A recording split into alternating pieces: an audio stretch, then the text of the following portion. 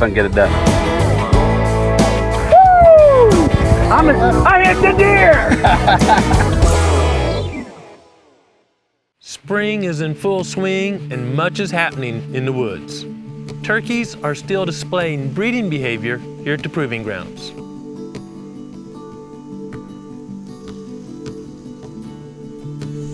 It seems there may be another peak in turkey breeding behavior, probably due to the horrific flooding we experienced a few weeks ago. Flooding is known to destroy turkey nests or make it much easier for predators to find the nest and the hen.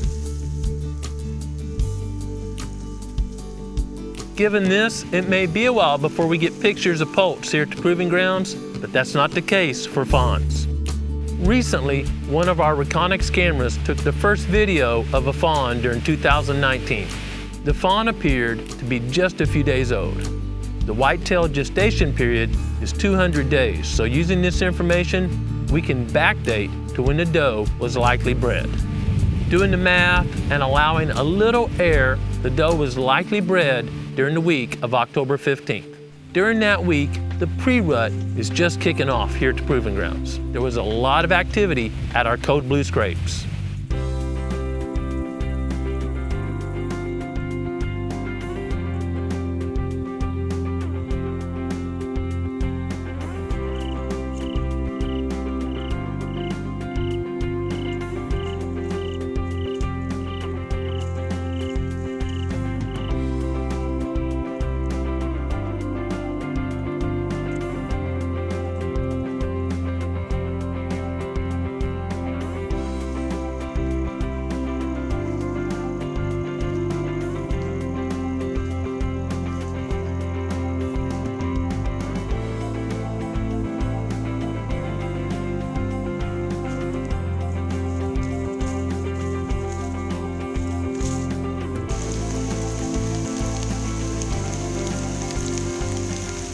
The pre-rut is one of my favorite times to hunt whitetails.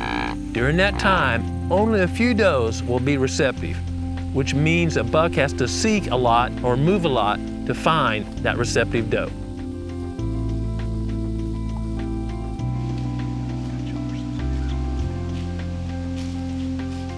The increased level of buck activity during the pre-rut makes the odds of seeing a buck on his feet much better.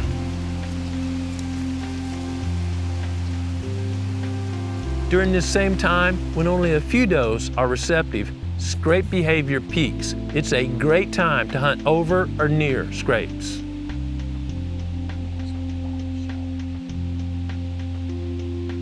Compare this to the peak of the rut.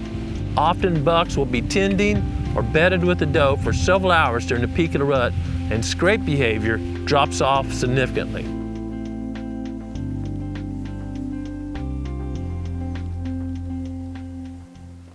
Just recently, we got a few videos of young bucks working our Code Blue scrapes.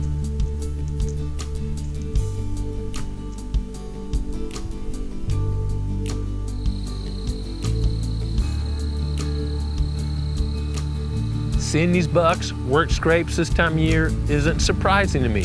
Scrapes are simply a communication hub, and some scrapes will stay active year-round. We will continue to monitor these scrapes and share the findings on our social media.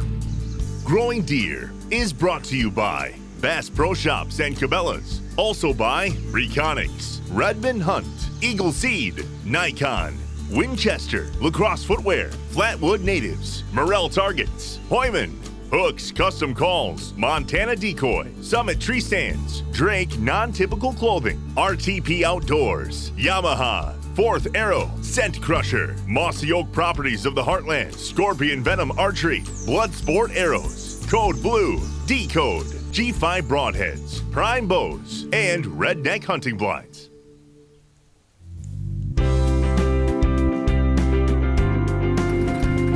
We kicked off planting our warm season food plots April 10th. We planted Eagle Seed forage soybeans directly into the standing crop of our fall blend. When we planted the beans more than a month ago, we didn't terminate that standing crop. Some will likely ask why we didn't spray that crop when or just after we planted. This technique is part of what I call the buffalo system. I call this system the buffalo system because it mimics the natural processes that developed great soils on the prairies. A wide variety of plants grew on the native prairie, and every now and then, large herds of buffalo or elk would move through, consume some of the forage, and trample the rest to the ground. After the buffalo or other large animals moved on, new forage would grow in the rich soils created by the decomposition of the forage that had been trampled. Years of repeating this process developed extremely fertile and deep soils. Giant herds of buffalo are no longer roaming the Great Prairie, but we can replicate the system that built those great soils by using the buffalo system. I use the Goliath crimper, what I call a steel buffalo, to terminate the vegetation and replicate that trampling. First, I use the Genesis to drill the seeds in because just like the Great Prairie, seeds were there before the buffalo trampled and made enough sun available for those seeds to grow. Then I terminate the crop with the crimper, and this keeps me from using a herbicide. We're in a plot called Well House, and it's the first plot we planted this year, April 10th. There's been a lot of nights below 40 degrees since then. It's now May 20th. The cover crop has matured enough to use the Goliath crimper, so we're terminating that cover crop without using a herbicide. But remember, we planted soybeans in here April 10th. Let's take a look and see how they're doing. Even standing up, the bean leaves are a different color than the terminated forage, and I can see the beans throughout the duff. You would think, well, my gosh, you just ran over this and terminated the crop, probably killed all the soybeans also. But I'll show you how that's not the case. Anywhere I put my hand down and try to pick up the cereal grains and try to stand them up, well, we can see that they've been crimped several places, about every 8 inches or so. They don't stand up straight, and that's because the crimper broke the stem, broke the circulatory system, and terminated the crop. The seeds will not mature, they won't be viable. The same is true for the big brassicas. I'll try to pick one up, but guys, right where I try to pick it up, it's crimped in several areas. There's no chance all these seeds are gonna mature. You're thinking, man, Grant, that crimper is pretty devastating. You had to kill the beans, but I'll dig around, find the soybean. Here's one right here. Let me get the stuff around it. I'm just gonna pull it off at the ground level. And you can see it's not been crimped. The crimper clearly ran over here, but this is so young and pliable, it's not making seeds, so it just bent over, sticks right back up. It's gonna grow right through the mulch in a perfect environment. What makes this a perfect environment for these young soybeans that were planted more than a month ago? Well, we've got tremendous mulch all around here, suppressing weeds from trying to grow. The larger seed of a soybean or other crops has much more energy than a really small pigweed or ragweed or something, so it's got enough energy to come up through this mulch. You know that this crimped vegetation will turn a light brown when it dies, and that's reflecting heat, keeping the soil from warming up as much, which does a great job of preserving soil moisture. If the soil gets too hot, moisture evaporates. Perfect growing environment, about 70 degrees for these young beans. Crimping works because it breaks the plant's circulatory system every few inches. Broken or crimped, but not cut. I share that because I often receive questions, can't I just mow my plot after I've planted? Many forage plants that are almost mature will try to grow again if they're mowed. In addition, mowing rarely leaves the mulch or the terminated crop evenly spread across the field. If the mower throws a windrow and leaves some places bare and others with thick vegetation, you end up with strips of weeds and strips of vegetation so thick it may smother out the new crop. Helping us out, these are predators, and they eat species that might attack the plants, the forage plants. These are predators. Seeing these is a good thing. There's a lot of advantages to using a crimper. We don't have to worry about when it's gonna rain or how cold it is, unlike using a herbicide. The mulch created by crimping becomes very high quality, slow release fertilizer. I use Eagle Seeds Fall Buffalo Blend, and it includes an annual clover. You might know that clover, of course, it's much more pliable and not as sturdy, doesn't stand as straight as a cereal grain. And that means it will decompose much easier and become the first source of fertilizer available to the new plants. Typically, the brassicas will break down next. Now this isn't like a start and stop, it's in phases. Following that will be small grains. Again, they stand more erect, they have a tougher cell wall, it's called lignin, and that will break down last, creating a great slow-release fertilizer through several months of the food plot season. This is perfect because the crop you just planted doesn't need a lot of fertilizer, not a big dump all at once. So the little bit of decomposition that starts at the first is the right amount of fertilizer for the new crop.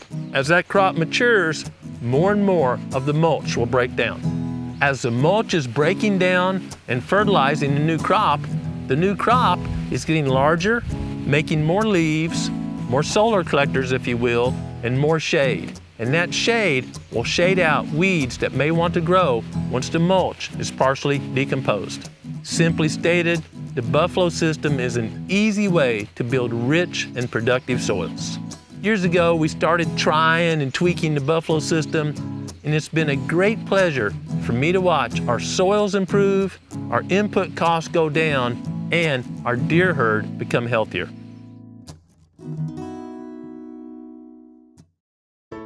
Not only am I using the buffalo system to improve the soils and provide quality forage for critters here at the Proving Grounds, but it's also providing quality food for my family.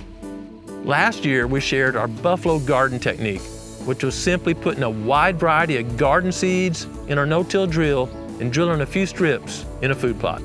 Based on those lessons, we refined the technique, got about 25 plus different varieties of garden crops, mixed them all together, and calibrated the drill.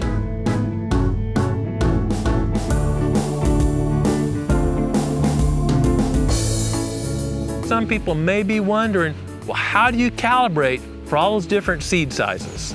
I wish there was a secret, but there's not. I learned many years ago when I was planting varieties of fall crops that had lots of different seed sizes, just to simply mix them all up, put them in the drill, and the calibration would work. We shared planting this food plot in Northfield several weeks ago, but we left a few strips down the middle we didn't plant. You may be asking why, but the answer, what's in the genesis? I've got 25 plus different varieties of garden plants, squash, melons, peas, beans, you name it, all blended together, put in there, and I'm gonna put them right in the middle of this plot. I'm actually planting a few strips of my garden blend in 3 different plots. I didn't want to put it all in one place. Deer like garden plants just as much as I do. We waited to plant the garden seeds till now because they need a warmer soil temperature, at least some of the varieties do, than the Eagle Seed forage soybeans we planted in this field almost a month ago. We're using the same technique we used to plant the food plots. We're crimp it all at one time, let the soybeans grow and feed deer. I'll come pick the veggies to feed the Woods family. This isn't perfect. Some of the varieties will do better than others. We tweak the blend each year, kind of figuring out which garden varieties work well with the buffalo system. We're going to start planting seed, and we'll give you some updates as the garden starts producing. Whenever we start planting a new plot or change blends we're planting in a plot, I plant just a few feet, then get off and check soil depth. Take my knife, dig down the dirt just a little bit and see how deep the seeds are. That's very important, and I want different depths based on the conditions. Today, plant about 1/4 to 1/2 inch deep because there's a forecast of 1 inch of rain and 90% chance. So get them in the ground, get them covered, let that rain get there, let them germinate and come up strong. We really enjoy getting our hands dirty in the food plot process, but it's also time to start pulling our bows back and getting ready for deer season. Recently, my friends Aaron and Steve Gould put on a shooting exhibition at Bass Pro Shooting Academy.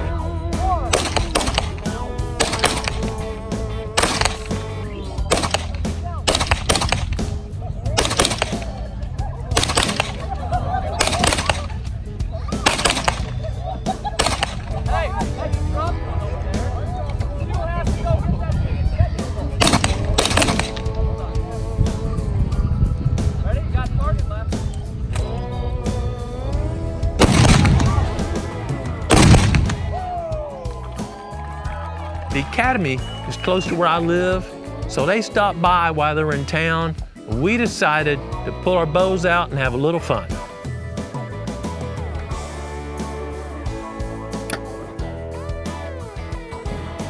I said, hey, our target's gonna fall over.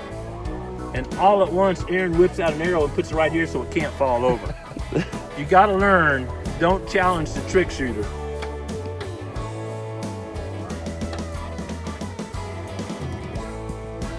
Don't you hate it when you're about to make the shot on that deer? Bear walks right in front of the deer. You gotta send it anyway. Absolutely, a double lunger. Look at that. Below the shoulder. A double lunger below the shoulder. That trophy is down. Gotta drag this bad boy out of here now, man. Yeah, let's get this. Oh. A few more months and it'll be real, okay? Okay, I got a 60-yard shot. I can see the deer between the bear's legs. Problem is, I gotta shoot over the top of the bear to shoot the deer below the bear. See if I can get it done.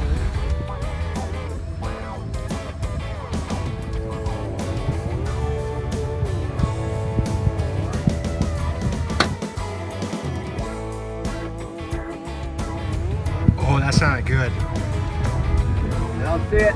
We're gonna go check it out. Might have one down. Oh, man. Look at that! Woo! That's the 60-yard over under the bear shot. That is man.